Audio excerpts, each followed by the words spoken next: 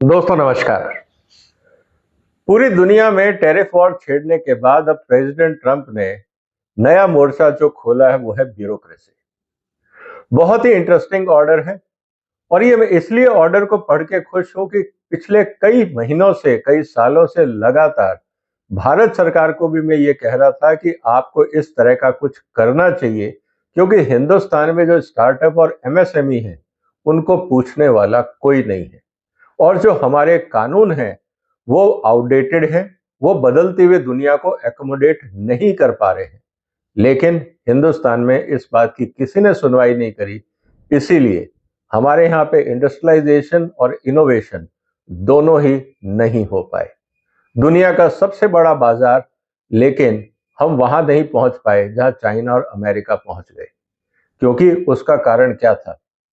प्रकृति सब जगह है, लेकिन फर्क क्या है? सरकारों का, ब्यूरोक्रेसी का, रूल्स एंड रेगुलेशंस का, और सबसे इंपॉर्टेंट बात, सत्ता में बैठे हुए लोगों की मानसिकता का। आज जो चर्चा मैं आपसे करने वाला हूं ये बहुत इंटरेस्टिंग है। इस वीडियो को पूरा देखिएगा कि प्रेसिडेंट ट्रंप ने अब अमेरिका में स्टार्टअप्स और इन्वेस्टमेंट्स को लाने के लिए, टेक्नोलॉजी और इनोवेशन को बढ़ाने के लिए जो कदम उठाए हैं ये वास्तव में काबिले तारीफ है।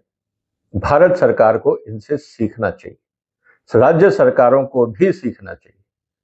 क्या इस तरह की पॉलिटिकल विल भारत में होगी? क्योंकि who will be loser and who will be winner ये तभी डिसाइड होगा जब भारत में जो राजनीति और ब्यूरोक्रेसी में लोग हैं उनकी मानसिकता बदलेगी। इसको हमें समझना जरूरी है। इसीलिए आज का वीडियो पूरा देखिएगा। प्रेसिडेंट ट्रंप का लेटेस्ट ऑर्डर क्या है ये मैं आपके साथ चर्चा करूंगा। 9 अप्रैल को उन्होंने जो डिसीजन लिया है वो क्या कहता है, और इसका अमेरिका के आने वाले दिनों में वहां की जो पूरा इकोसिस्टम है, जिस तरह से वहां पे सरकारें चलेंगी या डेवलपमेंट होगा, उसमें किस तरह का बदलाव होएगा उसकी हम चर्चा करेंगे। सबसे इंपॉर्टेंट चीज उन्होंने क्या कही, ये बहुत ही इंटरेस्टिंग एंगल है दोस्तों, इस बात को हमें समझना होगा। इंटरेस्टिंग एंगल इस बात का लेकर है, अगर आप इस बात को देखें, federal regulation should not pre determine economic winner and loser. आपके कानून नहीं बताएंगे कि कौन सी कंपनी सही है, कौन सी खराब है, या कौन सी टेक्नोलॉजी सही है या कौन सी खराब है। बाजार में क्या चलेगा और क्या नहीं चलेगा ये ब्यूरोक्रेसी और कानून कौन बताने वाले होते हैं? जो बाजार का काम है वो बाजार डिसाइड करेगा। ये बहुत बड़ी बात है दोस्तों। क्यों? क्योंकि जिस तरह से हमारे यहाँ टेंडर ड्राफ्ट किए जाते हैं, जिस तरह से हमारे यहाँ प्री कंडीशंस लगाई जाती हैं, उससे हम इनोवेशंस को सफोकेट करते हैं। उदाहरण के लिए मुद्दा इस बात का है कि एक इनोवेशन है, एक नई कंपनी है, एक नए आइडिया से उन्होंने एक नई चीज शुरू करी।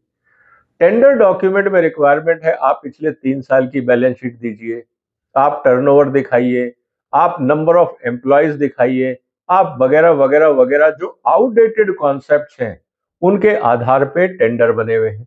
अब वो टेंडर ऐसे क्यों बने हुए हैं? क्योंकि जो एग्जिस्टिंग कंपनीज हैं वो नहीं चाहती कि नया कंपटीशन बाजार में आए और खड़ा हो। उनको पुराने आउटडेटेड सिस्टम से ही प्रॉफिट कमाना है, चाहे देश का भट्टा बैठ जाए। ये स्थिति आज हमारे हर कॉन्ट्रैक्ट में है।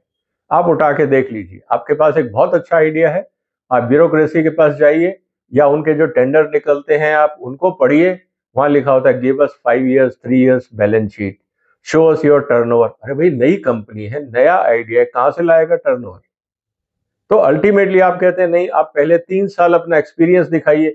जब आप उसको मौका ही नहीं दोगे तो एक्सपीरियंस कहां से लाएगा? इस तरह से हिंदुस्तान में एंटरप्रेन्योरशिप और जो इनोवेशन है उसको फ्रस्ट्रेट करने के लिए सैकड़ों कानून बने हुए हैं, और किसी की हिम्मत नहीं है ये कह के कि ये आउटडेटेड है।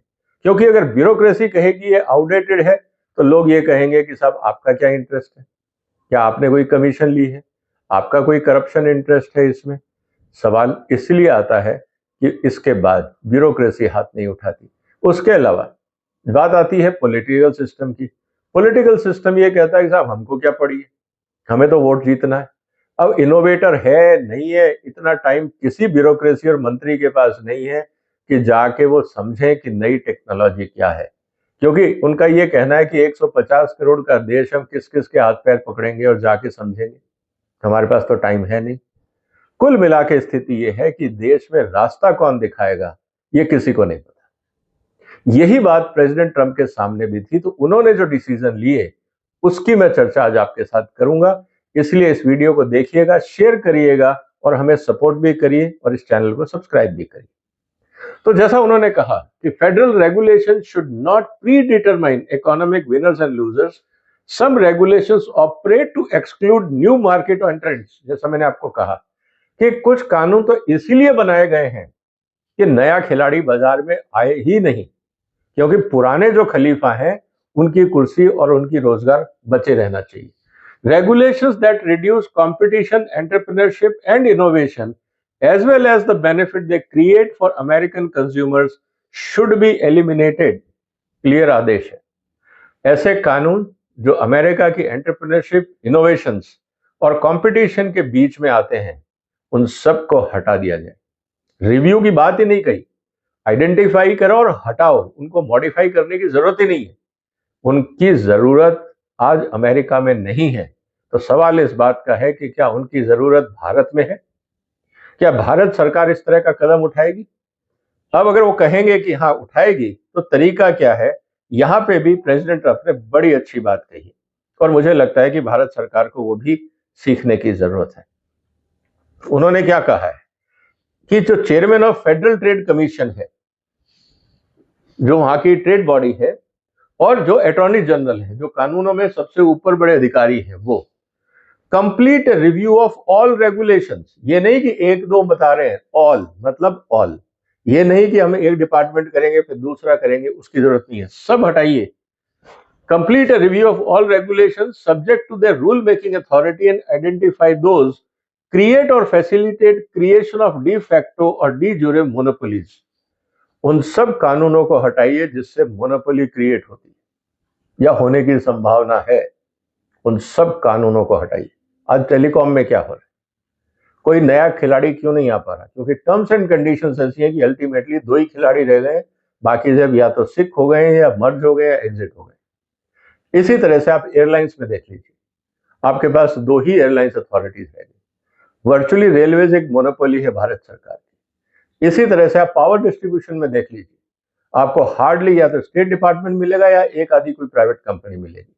आप रोड ट्रांसपोर्ट में देख लीजिए, आपको छोटे छोटे ट्रांसपोर्टर्स मिल जाएंगे, अदरवाइज स्टेट की मोनोपोली। एजुकेशन में देख लीजिए, वर्चुअली स्टेट की मोनोपोली है। जो छोटे छोटे स्कूल्स कॉलेजेस हैं उनका सिस्टम अलग है।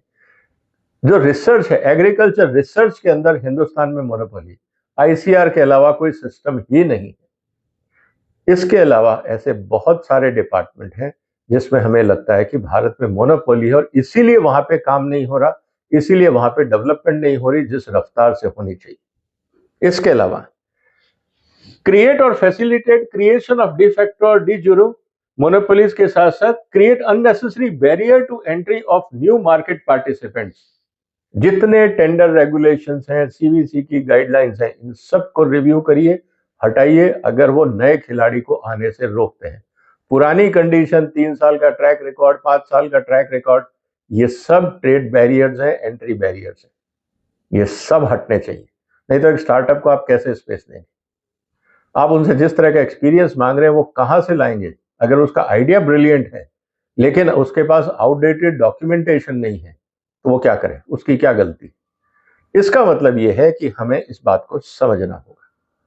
इसके अलावा उन्होंने कहा कि limit competition between competing entities or have the effect of limiting competition between competing entities। ऐसे कानून जो कंपटीशन को रोकते हो, जैसे फॉर एग्जांपल हमारा टेलीकॉम रेगुलेटर कहता है हम मिनिमम फ्लोर प्राइस फिक्स करेंगे, इसका मतलब कंपटीशन खत्म। उस लेवल पे तो सबका प्रॉफिट है। अब जो रेट होगा वो रेट ऊपर बढ़ाने के एग्रीमेंट होंगे, घटाने का तो है ही नहीं। घटाने का कंपटीशन कमीशन ने या कंपटीशन जो आपके रेगुलेटर्स उन्होंने ही गेम खत्म कर दिया। वो नए खिलाड़ी को आने ही नहीं देना चाहते। कहने का मतलब क्या है? हमारे कानून ही मोनोपोली क्रिएट कर रहे हैं, डिस्टॉर्शन क्रिएट कर रहे हैं, कंपटीशन से भगा रहे हैं लोगों को। तो प्रेसिडेंट ट्रंप का कहना है कि अमेरिका में भी ये हो रहा है। जब वहां हो रहा है तो यहां कैसे हम मान लें कि इंडिया में जो हो रहा है वो उचित है। इसके अलावा क्रिएट और फैसिलिटेट लाइसेंसर और accreditation requirement that unduly limit competition. अब आप एक्रेडिशन लेके आइए, कहां से? एनएबीएल से। एनएबीएल कैसे देगा पता नहीं। जिस तरह से एनएबीएल में एक्रेडिशन होता है, आपके ऑडिटर्स आते हैं, उनको मैनिपुलेट किया जाता है। सब स्टैंडर्ड लेबोरेटरीज आज एनएबीएल सर्टिफाइड है, और जो लेबोरेटरीज एनएबीएल सर्टिफाइड है वहां के टेस्ट रिजल्ट डिफेक्टिव है, उनके लिए अकाउंटेबल कौन है? तो ऐसे सर्टिफिकेशन का क्या मतलब?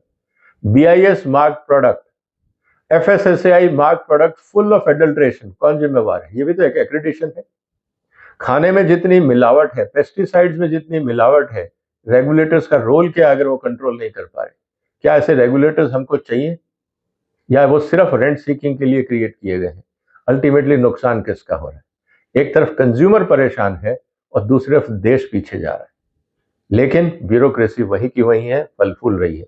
यही टारगेट ट्रंप ने किया है। Unnecessary burden the agency's procurement process, thereby limiting companies' ability to compete for procurement. अब आपने कह दिया जैम से खरीदेंगे, आधे से ज्यादा जैम्स में जो लिस्टिंग होती है कॉम्पिटिटर के खिलाफ, दूसरा कॉम्पिटिटर अनरीजनेबल प्राइस पे लोअर प्राइस डाल देता है ताकि जो एक्चुअल कंपनी है उसको ऑर्डर ना मिले। इस तरह के मैनिपुलेशन जैम्स में हो रहे हैं। कौन रोक रहा है? गवर्नमेंट प्रोक्योरमेंट में, डिफेंस प्रोक्योरमेंट में, बाकी जगह पे जो नए कॉम्पिटिटर्स हैं उनको रोकने के लिए बहुत कुछ किया जा रहा है। इसीलिए लोग बाहर से लाते हैं, यहाँ असेंबल करते हैं, स्टिकर लगाते हैं और मेक इन इंडिया करके बेचने का प्रयास करते हैं, क्योंकि हमारे जो पैरामीटर हैं वो ही गलत है। फॉर एग्जाम्पल, आपने कहा कि साहब उसमें value component, value can be manipulated. आप उसमें जो क्रिटिकल कंपोनेंट है जो इंपोर्ट हो रहे हैं, आप उनकी लिस्ट बनाइए और बताइए कि उसमें कितना इंडिजिनाइजेशन हुआ। लेकिन हमने बहुत सिंपल सस्ता तरीका निकाल रखा है वैल्यूएशन का, जो देश को नुकसान कर रहा है। इसके अलावा otherwise impose anti competitive restraints और distorts on the operation of the free market. जैसा मैंने आपको कहा, डिफेंस प्रोक्योरमेंट फ्री मार्केट नहीं है, रेलवे फ्री मार्केट नहीं है, टेलीकॉम फ्री मार्केट नहीं है, रोडवेज फ्री मार्केट नहीं है, एयरलाइंस फ्री मार्केट नहीं है। क्योंकि जिस तरह की कंडीशंस है, सेफ्टी पे हम नहीं कह रहे कॉम्प्रोमाइज करो, लेकिन नई कंपनियों की टेक्नोलॉजीज और प्रोडक्ट को मैनेज करने के लिए क्या चाहिए, इस पे भी तो ध्यान रखना जरूरी है। अब बात आती है कि ये सब होने के बाद उन्होंने क्या कहा? 70 दिन में, ये नहीं कि we will make a committee and committee will give report. America में कमेटी कॉन्सेप्ट नहीं है। अपने अपने डिपार्टमेंट को कहा गया 70 दिन में जवाब बनाइए और अथॉरिटी को सबमिट करिए। और सबसे इंपॉर्टेंट बात साथ में उन्होंने ये कही, ये सब काम करने के लिए एक बात हमें समझनी होगी कि अमेरिका में कमेटी नाम का कोई कॉन्सेप्ट नहीं है कि हम एक कमेटी बनाएंगे जो काम करेगी, सालों लगाएगी जवाब देने में, फिर उस कमेटी के ऊपर ऐतराज होगा, ब्यूरोक्रेसी उस कमेटी की रिकमेंडेशन को रिजेक्ट कर देगी। मैं इसलिए कह रहा हूं कि एक कमेटी हमने बनाई थी फूड लॉज को, जब पहले पीएफए था उसको हटाने के लिए, उसमें मॉडिफिकेशन करने के लिए। Retired chief justice of India के अंतर्गत एमिनेंट लॉयर्स की 5 लोगों की कमेटी थी। उन्होंने करीब 34 सुझाव दिए थे। ब्यूरोक्रेसी ने उसमें से 32 रिजेक्ट कर दिए, ये कह के कि ये फिजिबल नहीं है, पॉसिबल नहीं। अब सवाल इस बात का है कि ब्यूरोक्रेसी डिसाइड करेगी देश में फिजिबल है या नहीं, या मार्केट डिसाइड करेगा। और प्रेसिडेंट ट्रंप का यही कहना है कि रेगुलेशन डिसाइड नहीं करेगा कि बाजार में क्या है और क्या नहीं। इसीलिए क्या भारत सरकार भी अब टाइम बाउंड काम करेगी? क्योंकि अमेरिका ने तो साफ कह दिया कि with in 70 days of the date of this order, agency heads shall each provide to the chairman and attorney general list of regulation identified by the category specified in the subsection A of this section। जो हमने पहले देखा कि जो जो कानून बीच में आ रहे हैं, अब ब्यूरोक्रेसी तो ये कह देगी कि साहब हमारे हिसाब से तो सारे कानून ठीक है। अब ब्यूरोक्रेसी को कौन बताएगा कौन सा कानून खराब है? उनके लिए तो सब कुछ अच्छा है, तभी तो लागू है। लेकिन उन्होंने ये कहा कि ऐसा नहीं चलेगा। Agency head shall also include a recommendation as to whether each of the listed regulation warrant rescission or modification in the light of anti-competitive effects। उसको हटाना है या मॉडिफाई करना है, ये भी आप बताइए। साथ ही में for recommended modification, agency head shall briefly specify what modification is appropriate for regulation that are anti-competitive by design, agency heads shall provide a justification for their anti-competitive effect if the agency head is not proposing recession or modification. अगर वो ये कह रहे हैं कि हम इसको हटाना नहीं चाह रहे हैं, मॉडिफिकेशन नहीं चाह रहे हैं, तो आपको जस्टिफिकेशन तो देना होगा ना कि हम ऐसा क्यों कह रहे हैं। लेकिन उससे भी बहुत ही इंटरेस्टिंग बात जो है वो इस पैराग्राफ में दोस्तों, Within 10 days of the date of this order, the chairman shall issue a request for information that seek public input. जनता से पूछेंगे, आप बताइए कौन सा कानून खराब है। और ये ही कल भी मैंने टीवी डिबेट में बोला, पहले भी बोला, बहुत सारे सेमिनार्स में बोल चुका हूं कि भारत सरकार अलग अलग सेक्टर के लोगों को बुलाए और उनसे पूछे कि आप बताइए कौन से कानून में कौन सी लाइन तंग कर रही है, उसको हटाया जाए। लेकिन आज तक इस तरह की कार्रवाई नहीं हुई।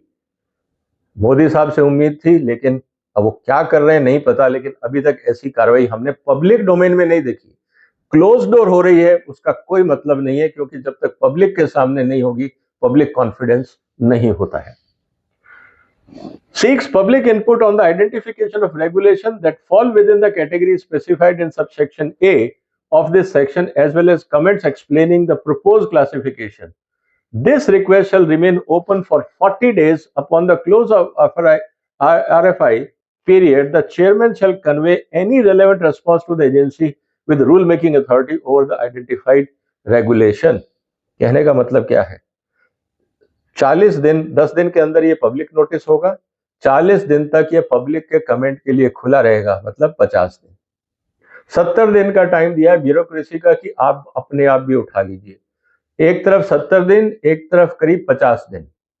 अब टोटल टाइम जो दिया है 90 डेज का। उन्होंने ये कहा है कि ये सब कुछ एक कंसोलिडेटेड लिस्ट तैयार हो जानी चाहिए इन 90 days of the regulations that warrant recession or modification in light of the anti-competitive effect along with the recommendations modification.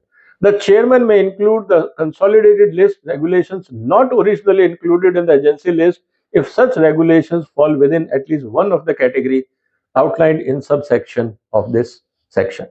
कहने का मतलब है 90 दिन में लिस्ट तैयार करके प्रेसिडेंट ऑफिस में पहुंचा दीजिए।